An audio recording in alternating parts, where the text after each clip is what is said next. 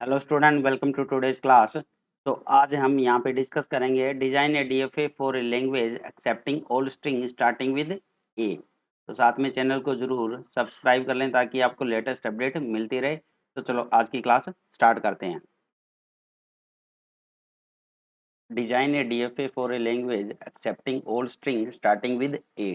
तो यहाँ पे हम डीएफए डिजाइन करेंगे आज। तो कौन सी लैंग्वेज है जो स्टार्ट हो रही है विद अल्फ़ाबेट ए, और यहाँ पे इनपुट अल्फ़ाबेट है हमारे पास में ए कोमा बी। अब सबसे पहले आपको डीएफए के बारे में पता होना चाहिए, डीएफए होती क्या है। तो मैंने ये प्रीवियस वीडियो में डिस्कस किया था, उसका लिंक आपको डिस्क्रिप्शन बॉक्स में मिल जाएगा, वहाँ जाकर आप वो वीडियो देख सकते हो। तो डिज़ाइन करने का जो पहला स्टेप है, सबसे पहले आप वो लैंग्वेज में कौन कौन से स्ट्रिंग पॉसिबल है वो यहाँ पे लिख लो। ठीक है, तो इस लैंग्वेज में कौन कौन से स्ट्रिंग आ सकते हैं। तो स्टार्टिंग विद ए कह रहा है ये, और ऑलवेज जो भी स्ट्रिंग लिखेंगे हम लेंथ वाइज लिखना स्टार्ट करो, कोई कन्फ्यूजन भी नहीं रहेगा। जैसे लेंथ 0 से कौन कौन से स्ट्रिंग पॉसिबल है, तो जब लेंथ 0 की बात आती है थ्योरी ऑफ ऑटोमेटा या थ्योरी ऑफ कंपटीशन में, तो हम लेमडा की बात करते हैं, क्योंकि लेमडा की जो लेंथ होती है वो 0 होती है। मतलब कि इस लैंग्वेज में लेमडा आएगा या नहीं आएगा। तो इस वाली लैंग्वेज में लेमडा तो नहीं आएगा, क्योंकि ये कह रहा है कि स्ट्रिंग जो स्टार्ट हो रहा है ए से, तो मिनिमम स्ट्रिंग यहाँ पे रहने वाला है ए। तो इसका मतलब लेमडा नहीं आएगा, तो जीरो लेंथ वाला कोई भी यहाँ पे स्ट्रिंग नहीं आने वाला। तो सबसे पहला जो स्ट्रिंग आएगा वो आएगा अकेला ए। क्या इसमें बी आएगा? क्योंकि बी आने का मतलब बी से स्टार्ट हो गया, तो बी भी नहीं आएगा। अब टू लेंथ वाले स्टार्ट करो, तो हमने वन लेंथ वाले भी ले लिए। अब टू लेंथ वाले, टू लेंथ में दो ए आ सकते हैं क्योंकि ए से स्टार्ट हो रहा है, और ए के बाद बी आ सकता है। क्या दो बी आ सकते हैं इसमें, क्योंकि बी से स्टार्ट हो जाएगा? नहीं आ सकते। बी के बाद ए नहीं आ सकता। तो टू लेंथ वाले भी ले लिए। अब थ्री लेंथ वाले लेते हैं। थ्री लेंथ में आपके तीनों ए आ सकते हैं, क्योंकि स्टार्टिंग ए से करनी है, तो कॉम्बिनेशन बना लो। ये भी आ सकता है ए बी, ए बी ए, ये भी आ सकता है, या ए डबल बी, ये भी आ सकता है। क्या बी से स्टार्ट होने वाले आएंगे? नहीं आएंगे। बी ए नहीं आएगा, बी बी नहीं आने वाला, बी बी ए नहीं आएगा, बी ए बी नहीं आएगा। तो इस तरह से थ्री लेंथ, ऐसे ही आप फोर लेंथ फाइव लेंथ बना सकते हो, बट मैक्सिमम आप थ्री लेंथ तक ही बना लेना। फोर्थ लेंथ बहुत ही कम केसेस में हम बनाते हैं। तो हमारे पास में वो लैंग्वेज आ गई है जो स्टार्ट हो रही है विद ए। अब आपको इसकी डिजाइनिंग स्टार्ट करनी है। तो सबसे पहले आपको इस ए को एक्सेप्ट करवाना है। मिनिमम जो स्ट्रिंग है उसको एक्सेप्ट करवाना होता है, सबसे पहला स्टेप। तो हम यहाँ पे स्टार्टिंग स्टेट लेंगे। ये हमारी स्टार्टिंग स्टेट है, जिसका नाम क्यू नोट। आप कुछ भी नाम दे सकते हो यहाँ पे, कैपिटल एक्स के नाम से दे दो, कैपिटल ए, कैपिटल बी, जो भी नाम आप चाहो कैपिटल वेरिएबल में, या इस तरह से क्यू नोट इस स्टेट का नाम है। अब क्यू नोट पे जब ए आए, क्यू नोट पे जब ए आए तो ये एक्सेप्ट होना चाहिए। तो मैंने ये स्टेट बना दी Q1। अब ये एक्सेप्ट होना चाहिए, तो फाइनल बना दो इसको। अब देखो मिनिमम स्ट्रिंग आपका एक्सेप्ट हो रहा है यहाँ पे। जब मिनिमम एक्सेप्ट हो जाए उसके बाद हम यहाँ पे रिमेनिंग को धीरे धीरे कंप्लीट करते हुए, इस डीएफए को कंप्लीट करते हुए हम सारे स्ट्रिंग एक्सेप्ट करवाते जाएंगे, और जो रिजेक्ट होगा उसको रिजेक्ट। तो पहला स्टेप यही है आपके सामने कि मिनिमम जो स्ट्रिंग होता है उसको एक्सेप्ट करवा दो। अब नेक्स्ट आपको इस डीएफए को कंप्लीट करना है। तो अगर हम बात करें कि क्या ये डीएफए कंप्लीट है, तो इसका आंसर आएगा नो। क्यों नहीं है ये कंप्लीट है? क्योंकि डीएफए में जब हम बात करते हैं, तो डीएफए में हम कहते हैं कि हर एक स्टेट पे ए के लिए भी आपका ट्रांजिशन होना चाहिए, और बी के लिए भी ट्रांजिशन होना चाहिए वहाँ पे। ठीक है, और सिंगल सिंगल ट्रांजिशन होना चाहिए, तभी तो वो डीएफए कंप्लीट होती है।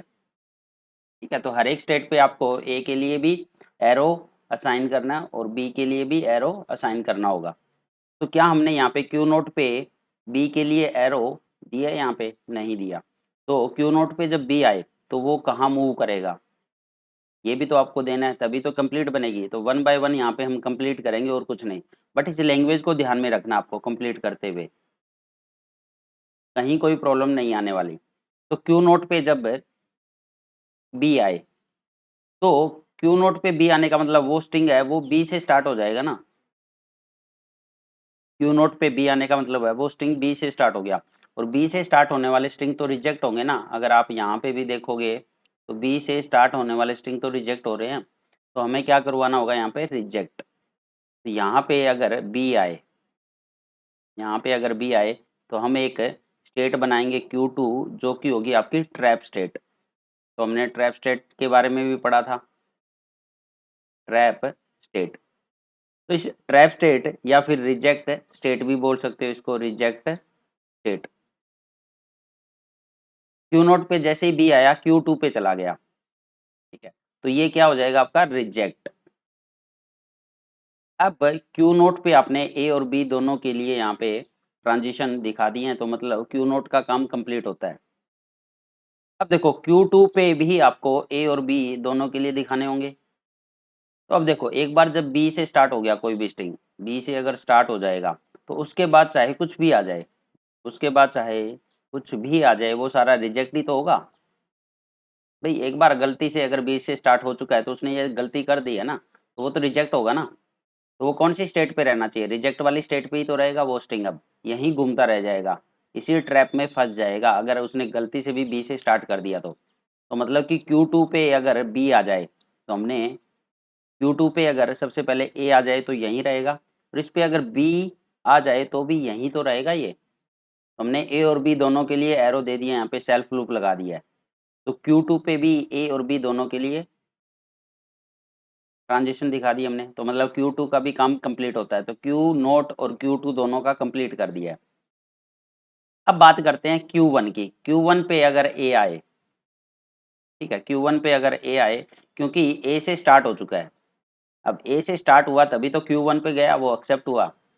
अब अगर एक बार ए से स्टार्ट हो गया उसके बाद चाहे कुछ भी आए, फिर से वही सोचो, क्योंकि स्टार्टिंग बोल रहा है ये, बस ए से स्टार्ट होना चाहिए, उसके बाद तो कुछ भी आए वो एक्सेप्ट ही तो होगा। उसके बाद चाहे कुछ भी स्ट्रिंग आए आपका, सारे एक्सेप्ट ही तो होने हैं। ए से स्टार्ट हो चुका है तो वो सारे एक्सेप्ट ही तो होंगे, क्योंकि स्टार्टिंग विद ए कह रहा है। तो Q1 पे अगर ए आ जाए तो यहीं पे रहने दो इसको, और इस पे अगर बी आए तो भी इसको यहीं पे रहने दो, क्या दिक्कत है। तो आपका वो स्ट्रिंग एक्सेप्ट ही तो हो जाएगा। अब ये देखो क्या ये डीएफए कंप्लीट है, तो अभी अगर हम बात करेंगे तो ये डीएफए आपकी कंप्लीट है, यस। तो ये हमारी डीएफए है for a language accepting all string starting with a. अब अगर Q1 पे हम ए यहाँ पे ना देते, ठीक है, Q1 पे ए का सेल्फ लूप ना बनाएंगे तो क्या होगा।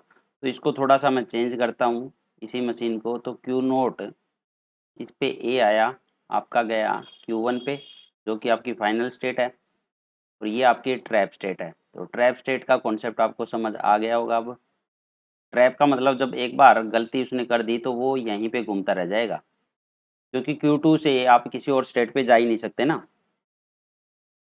अब मान लो Q1 पे अगर ए आ जाता, कि आप अगर चाहो कि Q1 पे ए आ गया और आप इसको Q नोट पे मूव करवा दो, तो इसके मूव करवाने से क्या होगा। तो यहाँ पे अब मैं एक स्ट्रिंग लेता हूँ डबल ए, क्या ये एक्सेप्ट करेगी मशीन। पहले लैंग्वेज देखते हैं। तो ये इस लैंग्वेज को तो फुलफिल कर रहा है, स्टार्टिंग विद ए हो रही है, इसकी तो कोई गलती नहीं है। ए से स्टार्ट हो रहा है, ठीक है, दो ए है, एक्सेप्ट होने चाहिए आपके, स्टार्टिंग विद ए है। तो क्यू नोट पे जब ए आया, क्यू नोट पे जब स्टार्टिंग वाला ए आता है तो वो Q1 पे चला गया। अब Q1 पे सेकंड वाला ए आया तो वो कहाँ चला गया, Q नोट पे, और end of the string. But ये Q नोट पे एंड हो गया ना, ये तो फाइनल स्टेट नहीं है, ये तो रिजेक्ट हो जाएगा आपका। ये क्या हो चुका है आपका रिजेक्ट। तो इसका मतलब आप ए को यहाँ पे नहीं दिखा सकते, यहाँ दिखाओगे तो आपकी लैंग्वेज वाले कुछ स्ट्रिंग आपके क्या हो जाएंगे, रिजेक्ट हो जाएंगे। तो यहाँ पे दिखाना गलत है।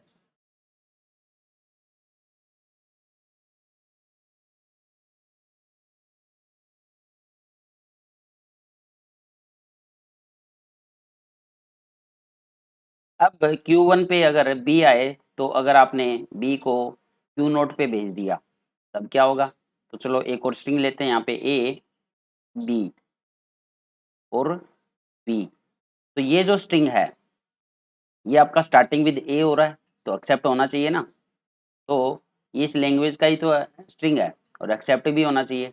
बट चेक करते हैं क्या ये मशीन एक्सेप्ट करती है कि रिजेक्ट। स्टार्टिंग हुई आपकी ए से, तो क्यू नोट पे ए आया, तो कहाँ गया? क्यू वन पे। नेक्स्ट क्यू वन पे बी आया, क्यू वन पे बी आया तो कहाँ गया? क्यू नोट पे। नेक्स्ट क्यू नोट पे बी आया तो कहाँ चला गया? क्यू टू पे। और यहाँ जाके एंड ऑफ द स्ट्रिंग होता है, तो मतलब कि ये जो स्टेट है वो रिजेक्ट वाली ही तो है, फाइनल स्टेट पे तो नहीं पहुंचा ना। क्योंकि एक्सेप्ट कब होगा? जब वो फाइनल पे एंड हो, फाइनल वाली स्टेट पे जाके आपका स्ट्रिंग एंड हो जाए तब वो एक्सेप्ट होता है। इसके अलावा किसी और स्टेट स्टेट पे अगर एंड होता है तो वो रिजेक्ट होता है। तो यहाँ पे हमारा एंड हुआ है, मतलब ये रिजेक्ट हो गया। तो ये फिर से गलत होगी ना मशीन, क्योंकि ये स्टार्टिंग विद ए वाले स्ट्रिंग को फिर से रिजेक्ट कर रही है। तो इसलिए Q1 पे हम ए और बी का क्या लगाएंगे? यहाँ पे सेल्फ लूप। क्योंकि एक बार ए से स्टार्ट हो गया तो आपकी मिनिमम कंडीशन फुलफिल होगी, मैक्सिमम अपने आप हो जाएगी। ए से स्टार्टिंग का मतलब स्टार्टिंग में ए आना चाहिए, उसके बाद तो कुछ भी आए। तो यहाँ पे थोड़ा-सा आपको ब्रॉडली सोचना पड़ेगा, ठीक है? जितना ज़्यादा सोचोगे, जितने ज़्यादा एग्ज़ाम्पल करोगे, डीएफए डिज़ाइन करना उतना ही ईज़ी हो जाएगा आपके लिए, ठीक है? तो यहाँ पे 2-3 पॉसिबल केस बनते हैं, सारे एक बार कंसिडर करके देखो और थोड़े से ये स्ट्रिंग लेके देखो कि कौन-सा एक्सेप्ट हो रहा है, कौन-सा रिजेक्ट। मशीन अपने आप बन जाएगी आपकी। तो यहाँ पे हमारी ये डीएफए है finally for a language accepting all string starting with A.